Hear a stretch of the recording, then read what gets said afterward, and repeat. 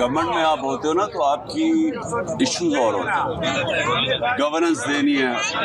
ہمارا کووڈ-19 کے 2 سال آ گئے، وہ اور کرائسس تھا، پھر ہمارا فائنینشیل بینکرپٹ ملک ملا تھا. وہ تو ڈے ٹو ڈے فائٹنگ تھی ہماری، اور ہم پہلی دفعہ گورنمنٹ میں آئے تھے. تو اس میں کوئی شک نہیں کہ وہ بالکل ایک مختلف قسم کا ٹائم تھا. ایک آفس اور گھر، آفس اور گھر، اور تو زندگی تھی کوئی نہیں. میں نے تو ایک دن چھٹی بھی نہیں لی تھی. لیکن یہ تو ایک پبلک موومنٹ ہے جو میں سمجھتا ہوں پاکستان کی تاریخ میں اس کی کوئی مثال ہی نہیں ہے.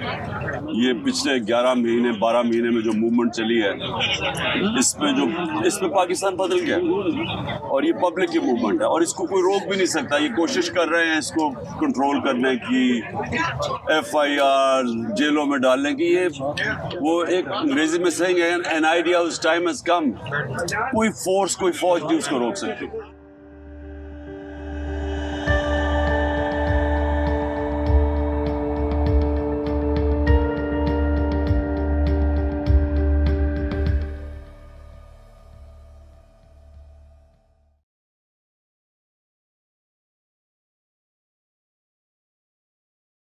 یہ 1 سال بڑا چیلنجنگ تھا، کیونکہ پورا جو اسٹیبلشمنٹ کا زور تھا وہ ہمارے اوپر تھا.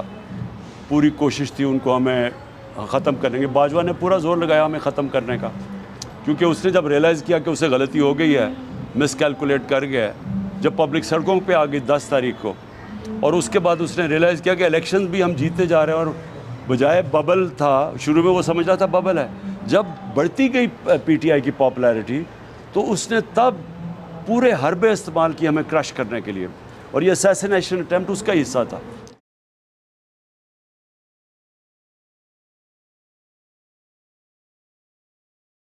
سب سے مشکل تو وہ رات تھی جدھر انہوں نے پوری طرح 3 طرف سے حملے کیے.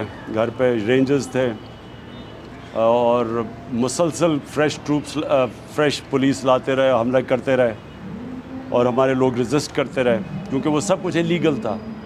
اس کا کوئی قانونی بیسس نہیں تھا. وہ ایک میجسٹریٹ کے کورٹ میں اپیئر ہونے کے لیے جو پہلے ہو رہا ہوں، شورٹی بانڈ بھی دے رہا ہوں، تو ان کے پاس تو کوئی جواز ہی نہیں تھا اریسٹ کرنے کا. ان کی بدنیتی تھی یا یہ مرتضیٰ ٹائپ قتل کرنا چاہتے تھے، اور یا پھر یہ اریسٹ کر کے اور جیل میں رکھنا چاہتے تھے کافی مہینے، جب تک الیکشن ختم ہو جائے. تو ان کی بدنیتی تھی. تو وہ اس کا تو، لیکن انہوں نے جس انٹینسٹی سے حملے کیے اور جس طرح یہاں لوگوں نے ریزسٹ کیا، یہ ایپک سٹرگل تھی. یہ کوئی بھی پولیٹیکل پارٹی اس طرح کی سٹرگل اتنی اوورویلمنگ فورس سے نہیں کر سکتی تھی جو یا ہمارے لوگوں نے، والنٹیئرز نے جذب جنون سے لڑے.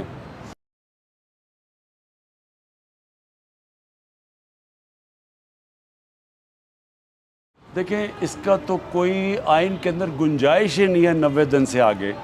یہ تو آپ کو قانونی ماہرین ہونا چاہیے نہیں اس چیز ریئلائز کرنے کے لیے کہ 90 ڈیز کی تو بڑی واضح طور پہ آئین کے اندر ہے. اور اگر آپ 90 ڈیز سے باہر جاتے ہیں تو پھر تو کوئی بھی آپ کر سکتے ہیں. پھر تو وائی ناٹ 900 ڈیز. تو اس لیے اس کے اوپر سارے جتنے بھی پاکستان کے لیگل ایکسپرٹس ہیں وہ کنونسڈ ہیں کہ الیکشن 90 ڈیز میں ہونا ہے. اب یہ بھاگ رہے ہیں، اس سے ڈرے ہوئے ہیں سارے، اور بھاگ اس لیے رہے ہیں، ان کو ڈر لگا ہوا ہے کہ ان کی جو پیسے ہیں وہ پکڑے جائیں گے.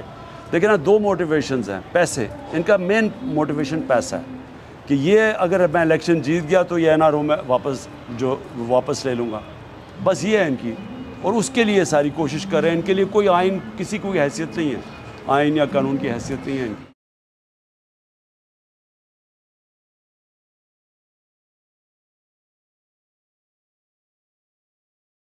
ہمیں کبھی بھی وائلنس کی طرف نہیں جانا چاہیے، کیونکہ وائلنس کی طرف آپ جاتے ہیں وہ کنٹرول نہیں ہو سکتا. صحیح. وہ وائلنس کی طرف آپ جاتے ہیں تو اس کی اپنا مومنٹم ہوتا ہے. ریولوشنز بھی جو ہوتی ہیں، بلڈی ریولوشنز، ان کو کنٹرول کرتے کرتے بہت دیر لگتی ہے. خمینی کی جو ریولوشن تھی ایران کی، وہ 3 سال لگے کنٹرول کرتے کرتے اس کو، کہ انڈسپیوٹڈ لیڈر ہونے کے باوجود، بیکاز وہ پھر کنٹرولبل نہیں ہوتی. تو اس لیے میری ہمیشہ کوشش ہے کہ ہم قانون کے بیچ میں رہ کے اپنی ریزسٹنس کریں. یا جیل بھرو تحریک پیسو ریزسٹنس ہے، یا پھر ہمارے سارے احتجاج پرامن ہوتے ہیں.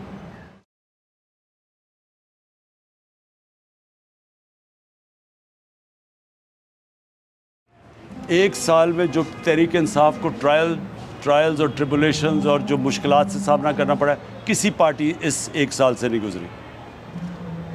قاتلانہ حملہ کیا, دوسرے بھی 2 حملے تھے, یہ قتل کرنے کے لیے تھے, جو یہاں میرے گھر پہ, اور وہ جو جوڈیشل کمیشن جو کمپلیکس میں تھا وہ بھی قتل کرنے کا تھا. اس کے علاوہ جو کیسز 144 کیسز میرے لوگوں کے اوپر, ابھی علی امین, پھر اس سے پہلے کسٹوڈیل ٹارچر, یہ انپریسیڈنٹڈ ہے پاکستان میں, اور یہ جمہوریت کے اندر ہو رہا ہے. پھر کیئر ٹیکر گورنمنٹ ایک نیوٹرل سپوزٹلی بنانی تھی, ایسی کبھی کیئر ٹیکر گورنمنٹ آئی نہیں ہے, تو سارے ادارے تباہ کیے گئے ہیں صرف تحریک انصاف کو باہر رکھنے کے لیے. لیکن جو اس سال کی سب سے خوشائن چیز ہے کہ ایک شعور آ گیا پبلک میں جو کبھی پہلے نہیں تھا. ایک قوم بنتی جا رہی ہے, نوجوان جاگ چکا ہے پاکستان میں سوشل میڈیا کی وجہ سے. لیکن اس سے بھی بڑا جو انقلاب گھروں میں خواتین کے اندر جو پبلک اویئرنیس ہے وہ کبھی نہیں تھی. جو بائی الیکشن میں عورتوں کا ٹرن آؤٹ ہے وہ انپریسیڈنٹڈ ہے. تو یہ پازیٹیو چیزیں ہوئی.